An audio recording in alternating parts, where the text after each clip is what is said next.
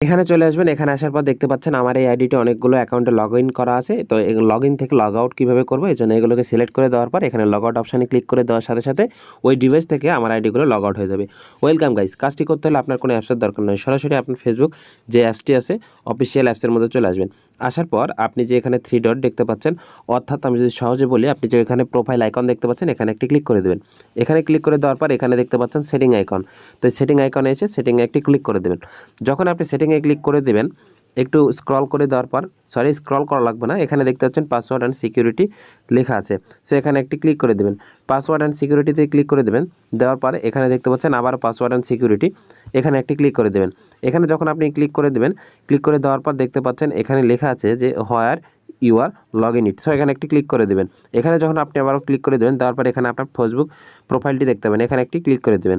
এখানে যখন ক্লিক করে দেবেন দেখতে পাচ্ছেন এখানে কিন্তু তারা সিরিয়াল ওয়াইজ দিয়ে দিয়েছে। দেখতে পাচ্ছেন Xiaomi Redmi 9 এ প্রথমে যেটা আছে দেখতে পাচ্ছেন ডিস ডিভাইস, অর্থাৎ এই ফোনে আমার এই ফেসবুক আইডিতেই লগ ইন করা আছে, এই জন্য লেখা আছে ডিস ডিভাইস। নিচে যেগুলো দেখতে পাচ্ছেন এগুলো হচ্ছে অ্যানাদার ডিভাইস, অর্থাৎ এই অ্যানাদার ডিভাইস অর্থাৎ অন্য মোবাইলে বা ডিভাইসে আমার এই ফেসবুক আইডিটি আসলে লগ ইন ছিল। তো তারা আবার ফেসবুক আইডিগুলো ছাড়া চুরি করে চালাচ্ছিল।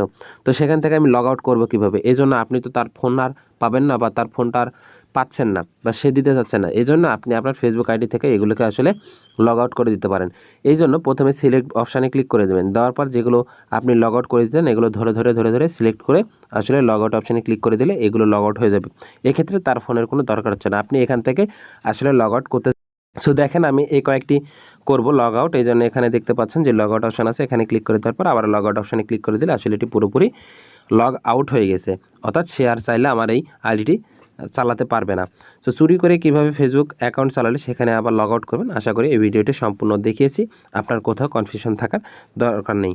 সো গাইস, এই ছিল মূলত আজকের ভিডিও। দেখা হচ্ছে নতুন কোনো ভিডিওতে। তো এইরকম ইনফরমেটিভ ভিডিও পেতে চ্যানেলটি সাবস্ক্রাইব করে ভিডিওটি শেয়ার করে দিয়ে পাশেই থাকবেন। সো ধন্যবাদ সবাইকে।